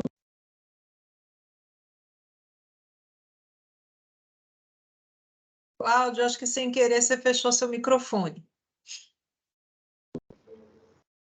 Pronto, agora. Abriu. Abriu agora? Pronto. Então, eu tive essa experiência dessa pessoa que, de uma certa forma, ela achou que foi empática comigo em dizer que eu não tinha condições de fazer uma faculdade nem pública nem particular. Ela foi humana comigo. Ela falou com tanta naturalidade que, na concepção dela, ela não foi ofensiva. E sim, ela mostrou empatia comigo. Eu acredito que ela pensou dessa forma, porque ela não teve nenhum semblante de que se arrependeu ou que ela falou algo que não deveria. Enfim, tive esse momento. Teve uma outra situação também, que eu estava me arrumando para ir para uma formatura. E daí, eu com a minha amiga da época, nós fomos nos arrumar em salão. Eu nunca tinha ido me arrumar no salão de beleza, sempre em casa mesmo, né? A gente faz aquela maquiagem, nananã. E aí eu tive essa oportunidade, vamos lá, fizemos um pacote, vamos nos arrumarmos no salão de beleza. Chegando lá, o rapaz que estava fazendo a maquiagem dessa minha amiga, que é de pele clara, e de outras pessoas, ele foi agilizando todas as pessoas que chegaram depois que nós, e me deixando por último. E eu, sem entender, já chegando o horário, da gente já sair e eu ainda não tinha feito absolutamente nada. E já estava agoniada, porque assim, a gente já estava arrumada, só foi lá para poder fazer a maquiagem, enfim. Iam buscar a gente lá nesse salão para irmos direto para a formatura e o tempo já estava ficando curto e não tinha feito nada ainda. Quando esse profissional, ele me pegou para poder fazer a minha maquiagem, ele ficou, o que é que eu vou fazer com você? Todo tempo, o que é que eu vou fazer com você? Vou dar um jeito. Ele não tinha as tonalidades da minha pele. Ele não sabia o que ia fazer com o meu cabelo, o que ele ia fazer com a minha maquiagem, o que é que ele ia fazer como profissional. Que no salão dele não tinha nada que me atendesse. Foi uma situação, um clima tão pesado, que a minha amiga que me levou para poder ter essa produção toda nesse salão, que ela gostava muito de ir, era muito bem tratada, inclusive, ela ficou como se fosse ela que tivesse agido dessa forma comigo. A única vontade que me dava, já que ele não tinha nada que correspondesse com o meu tom de pele, não sabia como se relacionar com o meu cabelo, era sair dali e ia para a formatura da forma que eu cheguei. Era o que eu tinha que fazer. E daí eu fiquei tão constrangida que eu disse, então não precisa você fazer nada, não. Eu dou um jeito. Acho que dá tempo ainda para passar em casa, ver o que é que eu tenho em casa e tal. Não, pode ficar, eu vou fazer alguma coisa e tal. Enfim, ele fez uma maquiagem que não teve nada a ver com o meu tom de pele, realmente. Né? Ele me deixou um monstro, porque não tinha nada a ver as tonalidades que ele utilizou em mim, né? Fez lá um penteado e tal. E eu fui para essa formatura totalmente desconfortável, totalmente com vergonha, e foi horrível, uma sensação horrível. Eu achava que todo mundo estava olhando para mim, eu estava desconfortável demais. Então, eu tive essa experiência de um profissional que não sabia o que fazer com uma cliente de pele negra, né? Ele não tinha produtos que pudesse me ajudar, e não estava sendo de graça, eu estava pagando, né? Enfim. Uma outra situação é quando, hoje, na Menezes Sacramento, nós atendemos hoje tanto a parte de administração de condomínios, como também contabilidade. Teve um determinado momento que os síndicos e os subsíndicos nos pediram para atender uma condômina que estava passando um imóvel, estava vendendo um imóvel, né?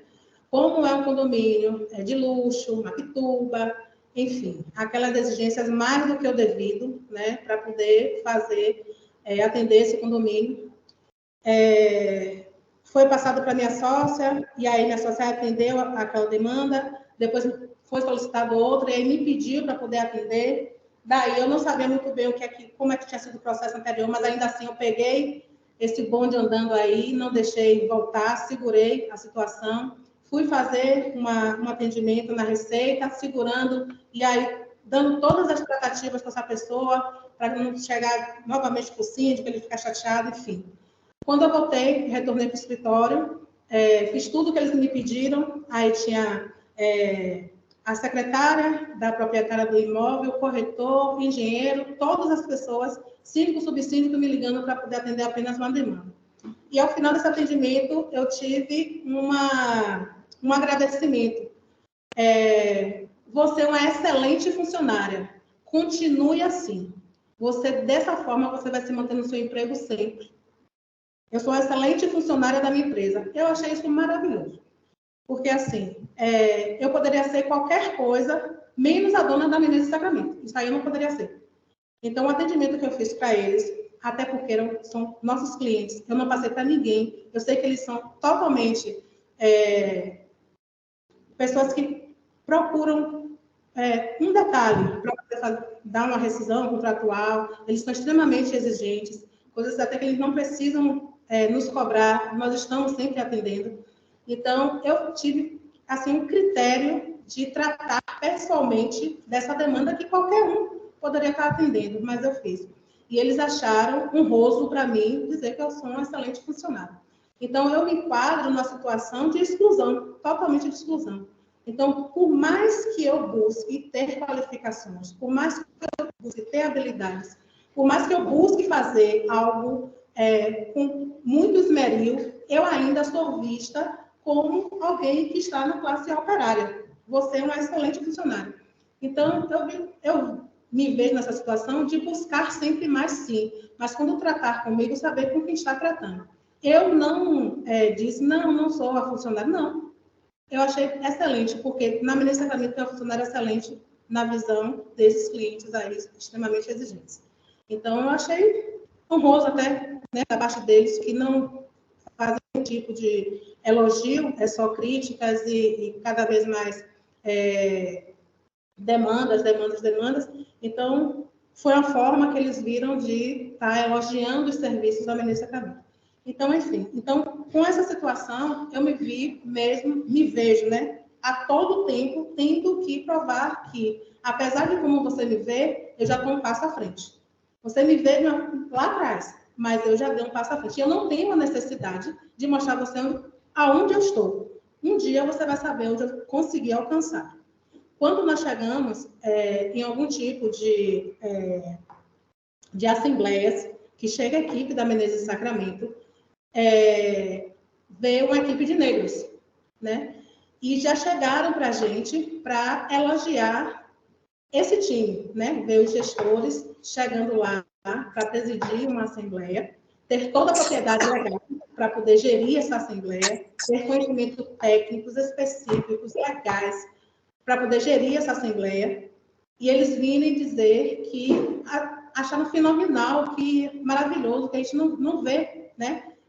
Está nessa condição pessoas negras, ainda hoje. Pasmem vocês, porque assim poderia ser algo muito normal, né? Estamos falando de uma administração de condomínio. Não ter personalidade negra no cargo de direção é algo que a gente poderia dizer que não existe, mas existe. Existe, as pessoas ficam impactadas e as pessoas que são mais angustiadas, que são mais assim para frente, elas chegam para a gente e comunicam. Quando eu vou fazer algum treinamento, chegam numa empresa para fazer algum tipo de treinamento, os próprios funcionários, eles chegam para mim e perguntam como eu cheguei até ali. Da onde foi que eu tirei todo esse conhecimento para poder passar? Realmente teve eficácia. Os gestores chegam para me elogiar porque realmente tem um resultado, surtiu o resultado com aquilo que eu fiz, né? Mas até então eles não acreditam em tudo que a gente faz, né? Até que ponto a gente pode realmente ajudar uma empresa. Então eu me coloco nessa situação de sempre estar mostrando. As pessoas me veem de uma forma, mas eu consigo, dentro de mim, né? Eu consigo dizer, você me vê dessa forma, mas eu estou lá na frente. E personalidades que me inspiram até hoje, é a deputada Olívia Santana. Eu sempre gostei dela, sempre gostei do perfil, do posicionamento. Acho o cabelo dela lindo, acho o posicionamento dela lindo. Então, eu sempre vi a Olívia Santana de uma forma muito positiva. Ela refletiu uma energia para mim muito grande. Ela sim, é uma pessoa que me influenciou indiretamente, ela nem sabe disso. Wanda Chase, entre outras. Então, são personalidades de destaque, né, que são obrigadas a ser respeitadas pela sociedade, e eu me enquadro, eu me vejo neste meio.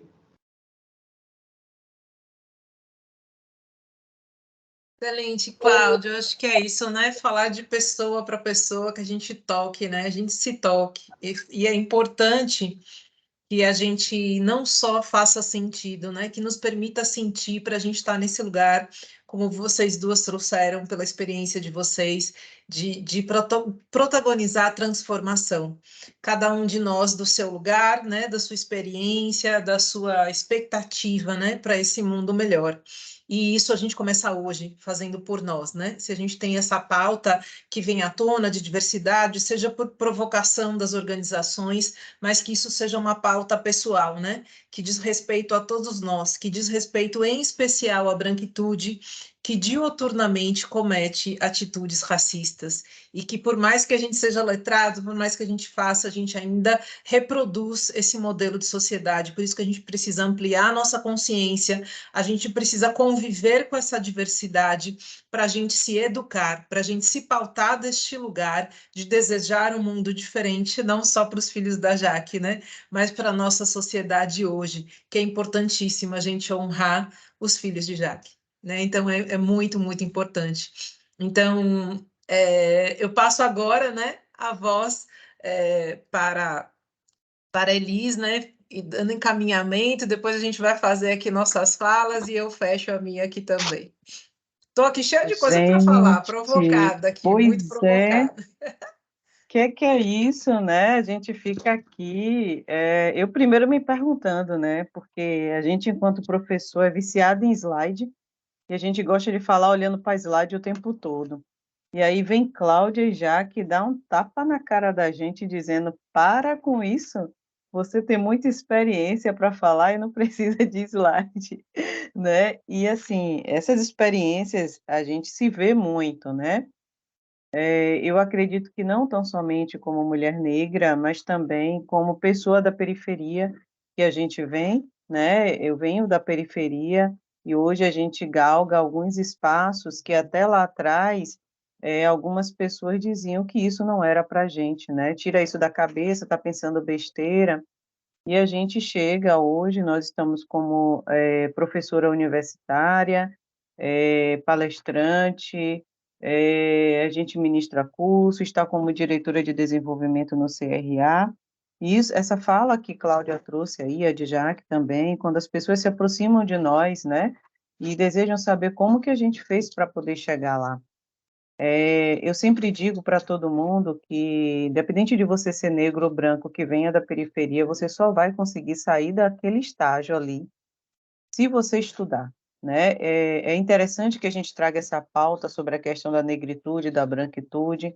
A gente quis provocar que Renata estivesse aqui falando com a gente, porque não é uma questão apenas de branquitude e de negritude, mas é de soma, né? A gente precisa somar o entendimento para que todos se respeitem dentro de uma sociedade repleta de diversidade, repleta de conhecimento, mas a gente também não pode esquecer que há um local de privilégio, sim, para quem não é negro. Mas a gente precisa, a partir desse olhar, providenciar ações que façam com que a gente se enxergue e se entenda como brasileiros, como bem trouxe aqui a professora Tânia no comentário dela, né? Nós somos todos brasileiros? Sim, somos todos brasileiros. Mas existem alguns lugares de privilégio que não são concedidos à pessoa negra por uma questão de estereótipo, por uma série de questões culturais, né? A gente veio aqui para falar de afroempreendedorismo no sentido da gente compreender as dificuldades que existem para que aquela pessoa que sai da periferia, que na sua grande maioria são os negros, e isso é histórico, aí vai outra live aí de não sei quantas horas para explicar porque é que o negro está dentro da favela brasileira, dentro da periferia, tá? Mas assim, quais são esses caminhos? Então, Jaque trouxe isso, Cláudia trouxe isso, né? Qual a dificuldade para a gente chegar até ali? Quais são as barreiras? A gente enfrenta muitas e a gente consegue, sim, a partir do estudo, a partir do aprendizado, mas é difícil, né? É interessante a questão de, eu esqueci o nome dele, que passou em medicina tem pouco tempo, é negro, não é justo que uma pessoa, seja ela negra ou branca, que vem da periferia, que mais é o negro, né? Passe 8 anos tentando entrar no curso de medicina e não consiga, porque ele vem de uma escola pública que não tem o melhor ensino para ele, né? Então, isso não é justo. E aí, quando essa pessoa ele passa para o curso de medicina, todo mundo aplaude, acha isso maravilhoso e diz, está vendo, você consegue. Isso não é verdade, gente. A injustiça está a partir daí. Você não consegue. Você, na verdade, é persistente e resistente. Quanto que você tem que abrir mão da sua vida para que você consiga alcançar esse sonho e se conseguir, né? Então, assim, não vamos colocar na mesma medida. É diferente de uma pessoa que tem toda uma estrutura e que vai no primeiro ou no segundo vestibular e consegue passar para a medicina. Então, a gente precisa enxergar a realidade para que a gente possa trabalhar políticas públicas, principalmente, e a nossa mente, porque é uma fala de Rê que ela trouxe aí, né, a questão da branquitude e tudo, que ainda existe racismo, mas a gente também não pode esquecer que pessoas negras também cometem racismo, né? Ela mesma, às vezes, não se entende enquanto negro, ou então comete coisas ainda piores. Então, assim, nós, enquanto sociedade brasileira, precisamos mudar nosso pensar para que a gente possa se tornar uma sociedade de fato, porque a gente não é uma sociedade. Quando a gente se separa, a gente se divide, né? Então é preciso que a gente pense de maneira coletiva, para que a gente consiga traduzir. Eu não terei mais filhos possivelmente, né? Que eu já estou bem velhinha já, mas assim, Carol, Jaque, Cláudia, se tiver, Renata, se quiser, né? Como eu já estou mais lá na frente, mas enfim, gente, a ideia foi, eu acho que o objetivo da gente foi atingido aqui, estou muito feliz, quero parabenizar Jaque, Cláudia, Renata pelas falas, né? Nessa costura aí entre Jaque e Cláudia. Vou passar para que vocês tenham 2 minutinhos, até 2 minutos, para que você fechem a fala de vocês, aí devolve para mim, para eu poder finalizar aqui e passar para a Carolina fechar o evento, tá? Vamos lá, Jaque, traz aí para a gente seus 2 minutos de encerramento. Eu refletindo, né, sobre como falar sobre as dores que eu já passei e quantas vezes eu já fui colocada em um lugar de que era mimimi ou eu estava colocando uma atenção especial em algo que não merecia, eu parei para refletir e eu faço analogia, mas espero que vocês entendam a melhor das intenções dessa analogia. Se uma pessoa chegar até falar que está doente, tem uma dor muito forte, eu não tenho coragem de chegar e falar, menina, é uma besteira. Eu acolho. Porque quando é uma dor emocional, porque quando é uma dor da minha pele, que eu sofro todos os dias, eu sou é me tirar do crédito, falar que está doente. É colocado à prova essa dor que eu tenho. Eu sofri violência obstétrica porque eu sou uma mulher preta. Eu sofri racismo, eu sofri discriminação. Eu ter chegado a ser diretora, a ser CEO, ser várias coisas, foi muito difícil. Não precisaria ser, se a nossa sociedade fosse mais consciente. Eu precisei estudar e preciso estudar o tempo todo para validar todos os títulos que eu tenho. Eu sei que tem pessoas que não têm metade do conhecimento que eu tenho e chegou muito mais longe. Então, a minha dor, ela existe. O racismo existe. A discriminação existe. O preconceito existe. E eu sou prova disso. Que eu vivi tudo isso, mas eu superei. Então, eu estou aqui mais para te falar assim, não faz mais isso, não vamos mais reproduzir isso, vamos mudar essa realidade. Né? A gente não tem culpa do que aconteceu até agora, mas se a gente continuar reproduzindo, a culpa é nossa. E é isso.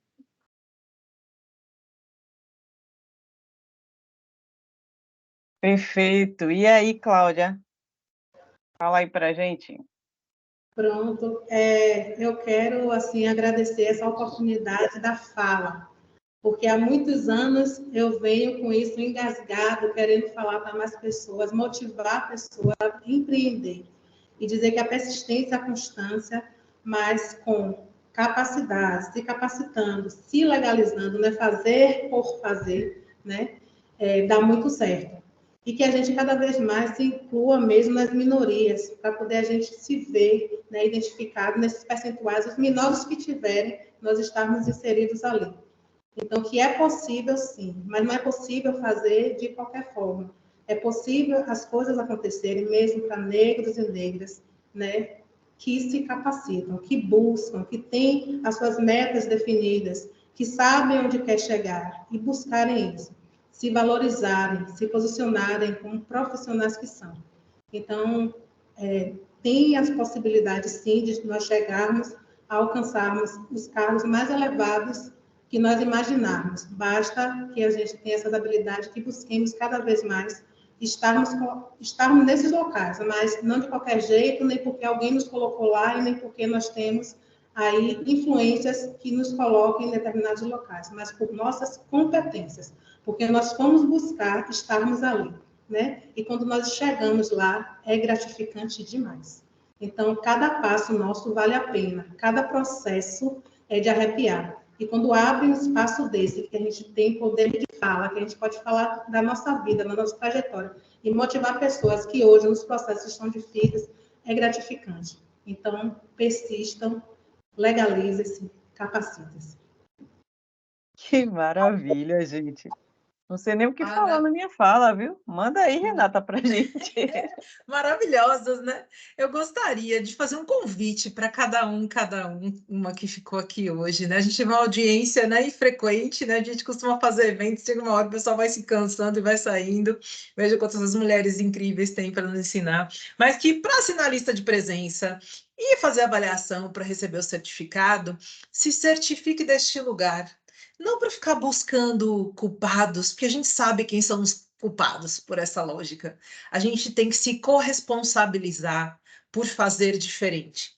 Valorizar a diversidade é muito difícil, porque a gente não foi educado para fazer isso. Então, a gente precisa se treinar a fazer diferente. E isso.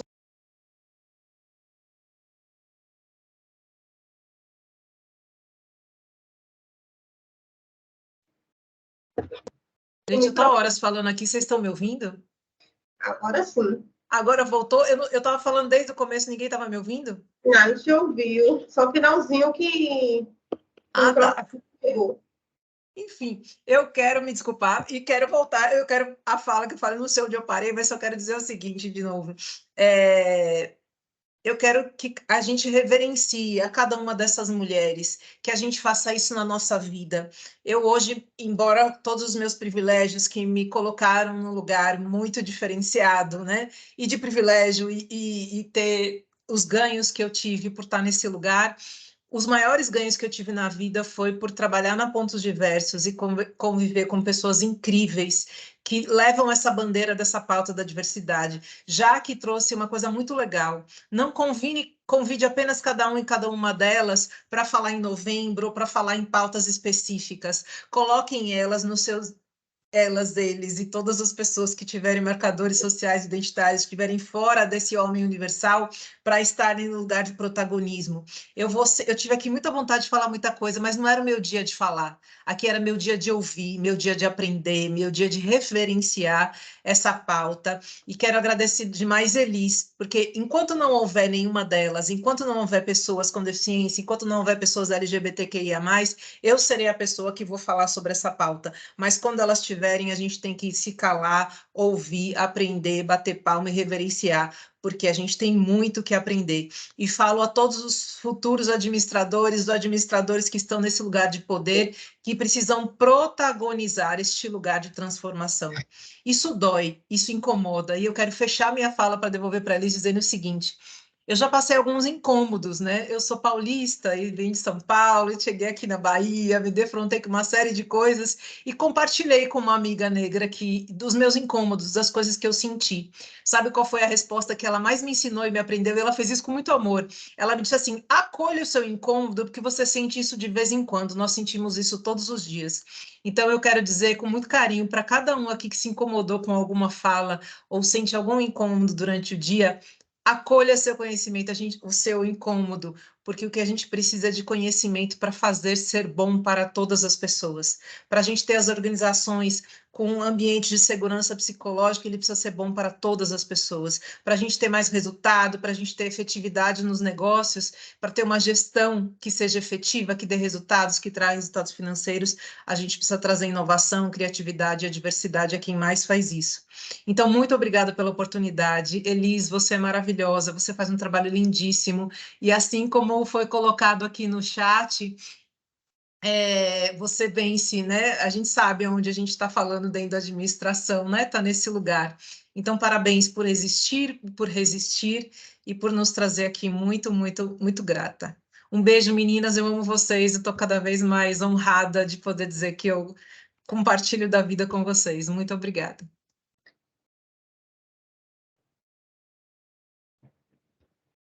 Diretora, o fone está desligado, né?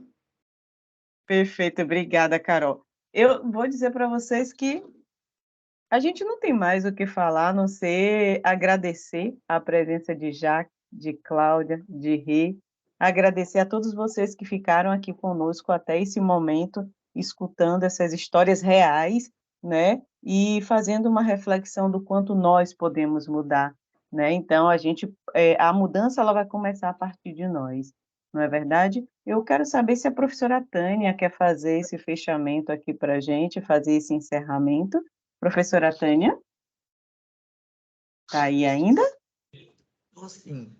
Eu não vou abrir a câmera porque eu estou de frente da mesa e tem gente jantando aqui em casa. Fique tranquila. Mas eu quero dizer a vocês que esse evento é magnífico. Foi, né? Mas foi e é, porque ele vai estar aí no YouTube se repetindo.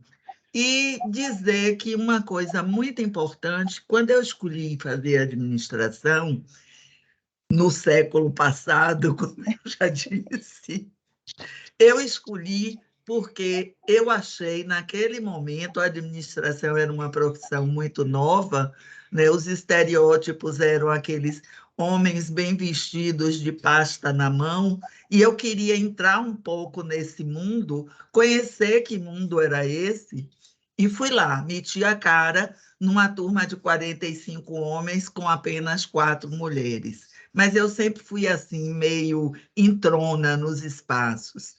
Mas principalmente porque administração, para mim, significa mudança.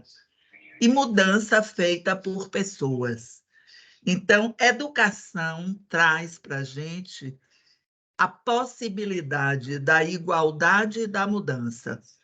Então, o que a gente viu aqui hoje foi uma equidade de pensamentos, independente de cores de pele, que a gente sabe que são diferentes e que cada uma coloca em lugares diferentes, mas, principalmente, a educação nos equipara, a educação nos faz pensar diferente, mesmo quando a sociedade nos diz não. O processo educativo nos permite dizer: posso mudar, vou mudar. E, para mim, a administração é a possibilidade de mudança. Mudança nas organizações, mudança nas sociedades, porque as sociedades precisam de gestores, gestores que sejam capazes de ser agente de mudanças, que façam políticas públicas que nos permitam a equidade. E a grande política pública, para mim, a maior de todas, é a educação. Lógico que aliada à saúde, a outras tantas. Mas sem educação, nada se transforma. Então, eu estou assim, feliz. Parabenizo mais uma vez a Eli, que traz essa mudança dentro da organização onde nós militamos, né? Que isso me deixa felicíssima de ver que essa mudança está acontecendo dentro da minha casa, que não é muito comum. E com certeza vamos ter outros encontros. Sim, vamos sim.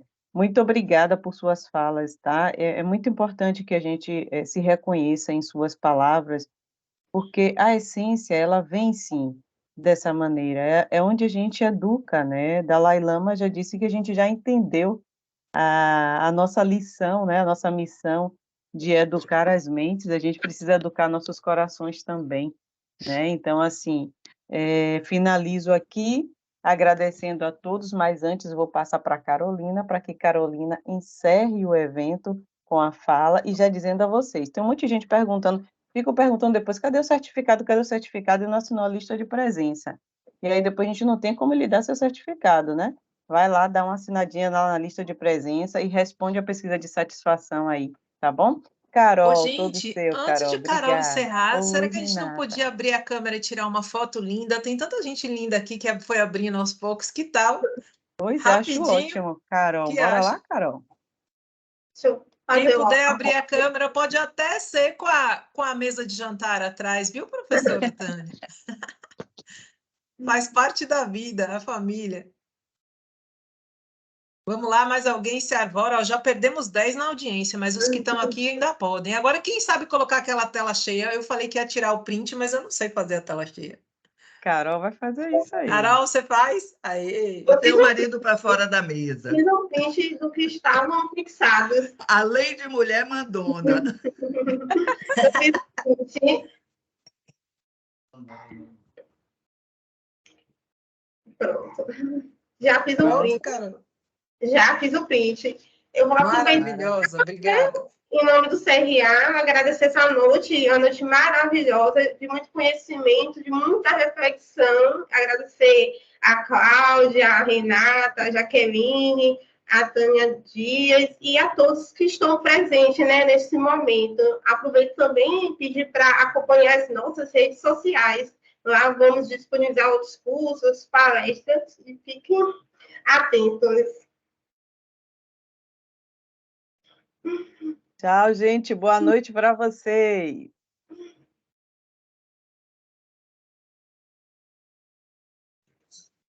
Boa noite. Obrigada, tchau, tchau.